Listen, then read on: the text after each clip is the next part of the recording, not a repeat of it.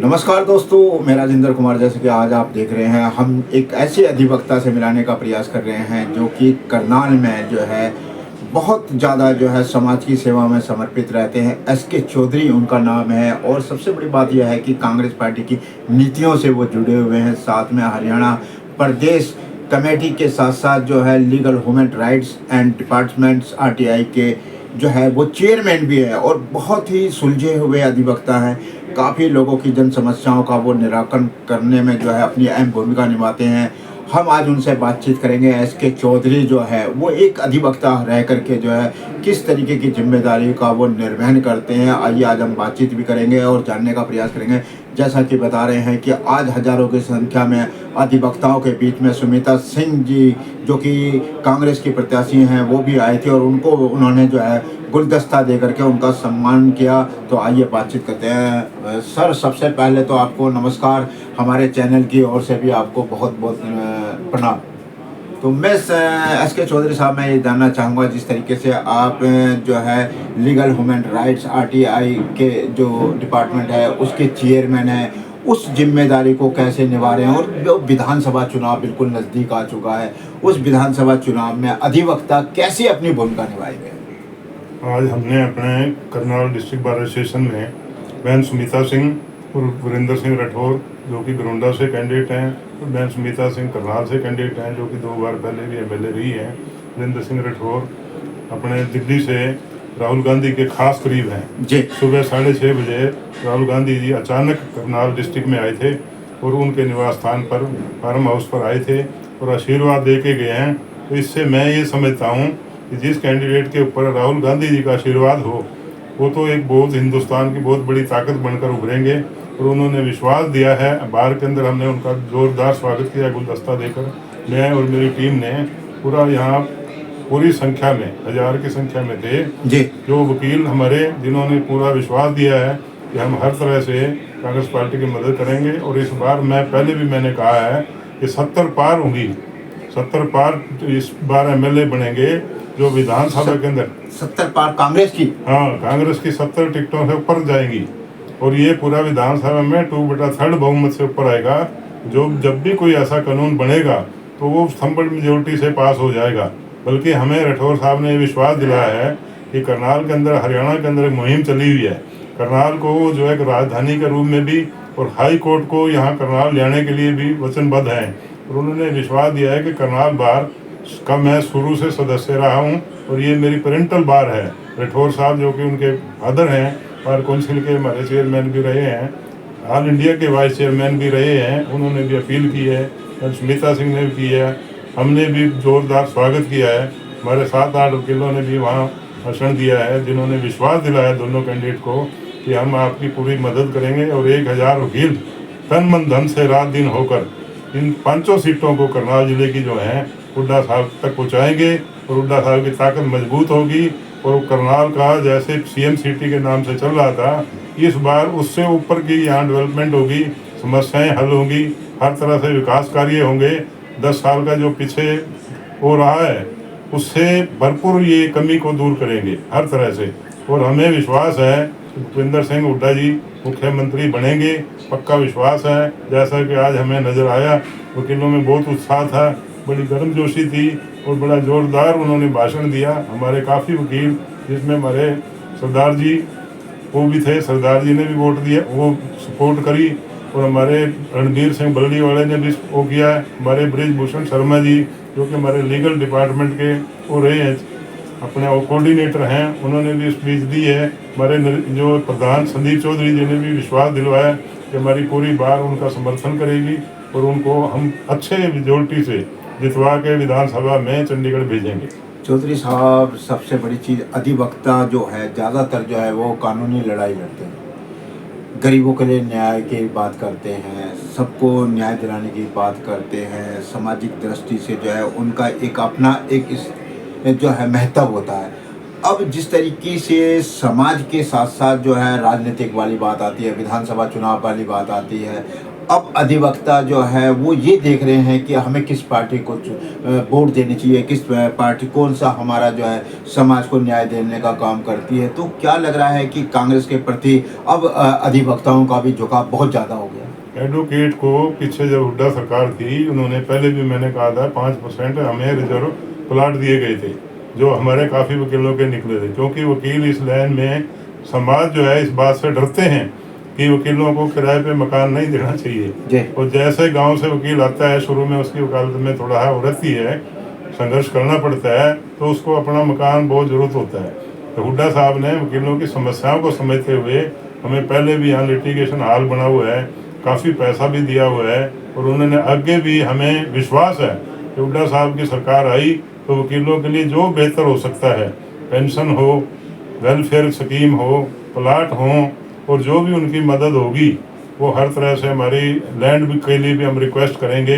वो हमारे राठौर साहब ने भी कहा है, बैंसमिता ने भी, जो वकीलों से जुड़ी समस्या होगी, बिजली की भी हमारी प्रॉब्लम चल रही है काफ़ी दिनों से, हमारे बिल पेंडिंग हैं जो कि कई लाखों रुपए में गए हुए हैं, उसका भी हमें विश्वास दिलवाएंगे कि भाई हम उसको जैसा भी होगा आपके ऊपर जो ये बोझ है इसको हटाएंगे, और हर तरह से किसी वकील की इंडिविजुअल समस्या हो या कोई भी पारिवारिक है या किसी रूप में भी है, उसके लिए हमारे, क्योंकि यहाँ से करनाल से 3 वकील जो यहाँ से इलेक्ट होके जाएंगे विधानसभा में, वो वकीलों को बेहतर मदद देंगे, और हर तरह से दिन रात तक उन्होंने कहा है कि हमारे दरवाजे पूरे सारा 24 घंटे खुले रहेंगे। किसी की कोई समस्या, निजी समस्या होगी या प्रोफेशनल होगी या कोई भी होगी, उसको हर तरह से दूर करेंगे। अच्छा, legal humans rights and department जो है, आरटीआई जो है, ये किस तरीके की भूमिका पार्टी के अंदर निभाती है, किस तरीके की समाज को न्याय देने का काम करती है और जनता के बीच में उसका क्या प्रभाव है, और आप एक जिम्मेदार चेयरमैन हैं तो उस जिम्मेदारी को आप कैसे निभाते हो। मैं आपको बताऊं कि कल परसों की बात है, हमारे जो लीगल स्टेट के चेयरमैन है केसी भाटिया जी ने, उन्होंने 2 मुद्दे इलेक्शन कमिश्नर के पास भेजे हैं। कुछ फेक न्यूज़ उठाए गए थे कि हमें यहाँ से वो होगा, आरक्षण के बारे में कुछ बातें थी, उसकी कुरुक्षेत्र विधानसभा के बारे में बातें थी, तो ये सब निराधार थी, झूठे फेक न्यूज़ डलवा कर ये जो सरकार चल रही है, ये कांग्रेस को बदनाम करना चाहती है। ऐसा नहीं है, लोगों का रुझान दिन प्रतिदिन बढ़ रहा है, और लाखों की संख्या में लोग पार्टी छोड़ कर बीजेपी के कांग्रेस में आ रहे हैं। उनको पता है कि ये पार्टी एक ऐसी मजबूत पार्टी है जो सबका उद्धार कर सकती है, सबकी समस्याओं को हल कर सकती है।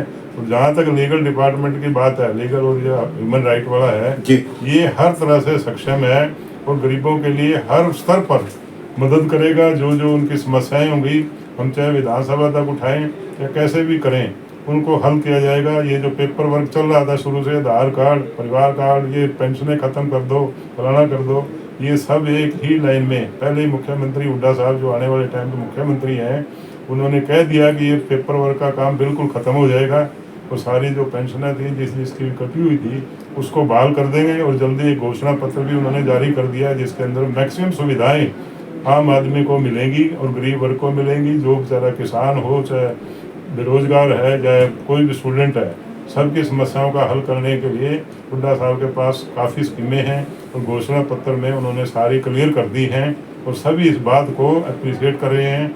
तो सारा प्रचार हो रहा है इस बात का कि हर तरह से सरकार बनेगी, क्योंकि लोगों की राय है। इससे 10 साल पहले जो सरकार थी हमारी, उसमें भी हमने मैक्सिमम काम किया था हमारी हुड्डा साहब ने। अब भी वो कसर नहीं छोड़ेंगे, समाज के हर वर्ग के लिए वो पूरा दिन रात लगे हुए हैं। और जहाँ तक वकीलों की बात है, वकील भी उन्होंने कह दिया है कि हर तरह से आप गरीब की मदद करो, जिसके पास फीस नहीं होती उसका भी आप केस लड़ो और उनको न्याय दिलवाओ। अच्छा चौधरी साहब, मैं एक चीज़ और भी जानना चाहूँगा। थोड़ा सा समय हुआ है लोगों को राजनीति करते हुए, समाज सेवा करते, वर्षों बीत जाते हैं, सालों बीत जाते हैं, लेकिन एक पहचान नहीं बनती।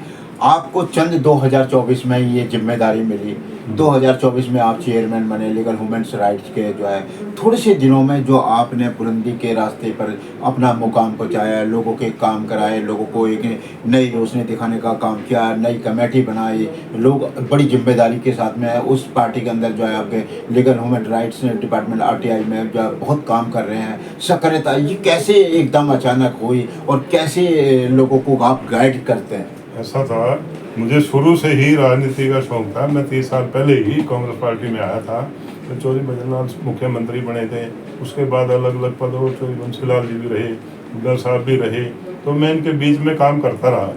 और काम करने से मुझे जो एक्सपोजर मिला शुरू से ही, एक मेरा बेस बना पार्टी के अंदर कि भी एक साफ नियत हो, सोच अच्छी हो, सबको मिल के जुल के आप साथ रखो तो काम बनता जाता है। मुझे 2 महीने पहले ही इन्होंने लीगल चेयरमैन बनाया था करनाल जिले का, तो मैंने 1 जुलाई से काम करते करते समाज के अंदर इतनी अच्छी सोच जो कांग्रेस पार्टी ने हमें शुरू से दी हुई है उसको प्रचारित किया।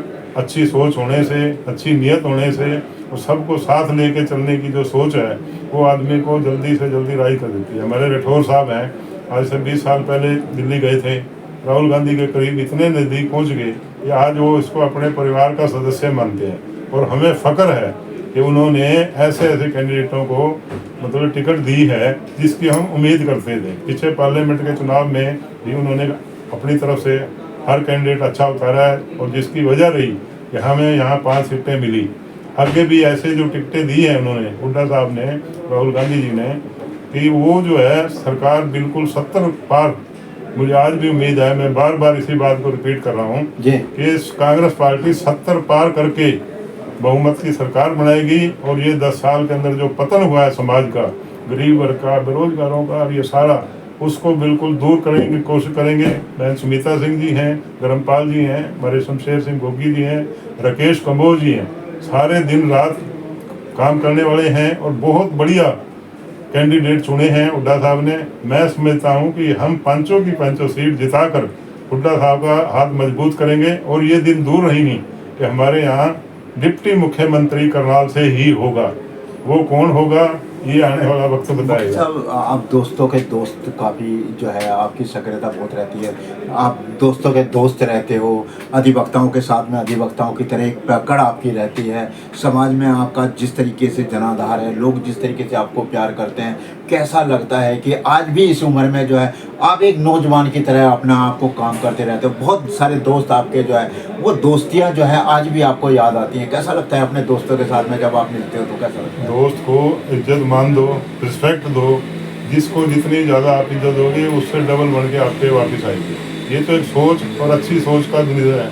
हमारे बुजुर्ग थे, उन्होंने एक ही बात कही थी कि आप अच्छी विचारधारा रखो, नियत साफ रखो और जितना ज़्यादा से ज़्यादा लोगों का काम हो सकता है साफ नियत से करो, निस्वार्थ भावना से करो, भगवान का नाम लो। तो ये जो चीज़ें हैं ये परमात्मा ही शक्ति देता है कि हम लोग एक दूसरे को प्यार करें, एक दूसरे से प्रेम बांटें, एक दूसरे की मदद करें। और गरीब आदमी जब भी कोर्ट में आता है उसको आप निस्वार्थ भावना से, मैं तो आज से 35 साल जब से भी वकील बना हूँ, मेरा शुरू से ये रहा है कि अगर कोई वकील कोई क्लाइंट आता है और उस पर कोई पैसे नहीं है तो मैं उसकी फ्री वकालत करता हूँ। मैंने बड़े से बड़े केस जो कि बिना फीस के लड़े हुए हैं और इस चीज़ के गवाह भी हैं, लोग जो मानते हैं कि चौधरी साहब के पास अगर चले गए चाहे फीस नहीं भी है तो चौधरी साहब हमारी मदद करेंगे और उसको केस जिताएंगे। मैंने तो यहाँ तक कह रखा है कि जिसका कोई नहीं उसका सुरेश चौधरी एडवोकेट है। रात दिन तो कई दोस्त आपके चौधरी साहब जो है अधिवक्ता जो भी बने हैं, जो आपके साथ में स्कूल कॉलेज में पढ़े वो अधिवक्ता भी बने हैं। तो जब आप मिलते होंगे, जब आपके न्यायालय में बहस होती होगी तो कैसा लगता होगा? एक दोस्ती भी निभानी होती है और एक न्याय के प्रति भी जो है एक समर्पित रहना होता है, तो कैसा लगता है आपको? हमें बहुत अच्छा लगता है। मैं हमेशा पॉजिटिव टाइप की वकालत करता हूँ। आप पर जो हमारा अपोजिट काउंसिल भी होता है उसको भी फ्रेंडली ट्रीट करते हैं ताकि हम जो न्याय है उसको सही तरीके से वो कर सकें। अपनी पार्टी के हक के लिए लड़ते हैं, आपस में बातचीत जरूर होती है सामाजिक स्तर पर, लेकिन जहाँ तक प्रोफेशन की बात है हम प्रोफेशन के प्रति ईमानदार हैं।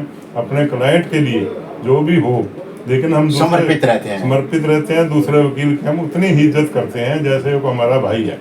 फ्रेंडली इलेक्शन होता है, लेकिन असूल के हिसाब से हमें अपना जो अपने क्लाइंट को है उसको जस्टिस दिलवाना पड़ता है, चाहे उसकी फीस हमें मिले या ना मिले।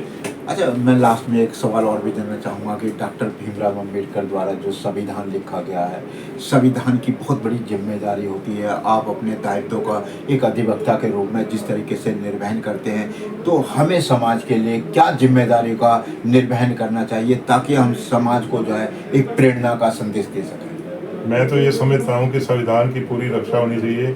डॉक्टर अम्बेडकर जो कि एक बहुत वरिष्ठ हमारे नेता भी रहे हैं, हमारे संविधान के बनाने वाले भी रहे हैं, उन्होंने जो संदेश दिया था और जो महात्मा गांधी जी ने दिया, जो हमारे ये सीनियर वो रहे हैं सारे इस राष्ट्रपिता के रूप में या जैसे संविधान बनाने के रूप में निर्माता, उनकी जो भी लिखी चीज़ें हैं, चाहे कानून के संबंधित हैं, चाहे संविधान से संबंधित हैं, चाहे सामाजिक रूप में हैं, उनको हम फॉलो करें तो उतने महान व्यक्ति हमारे आज भी बन सकते हैं।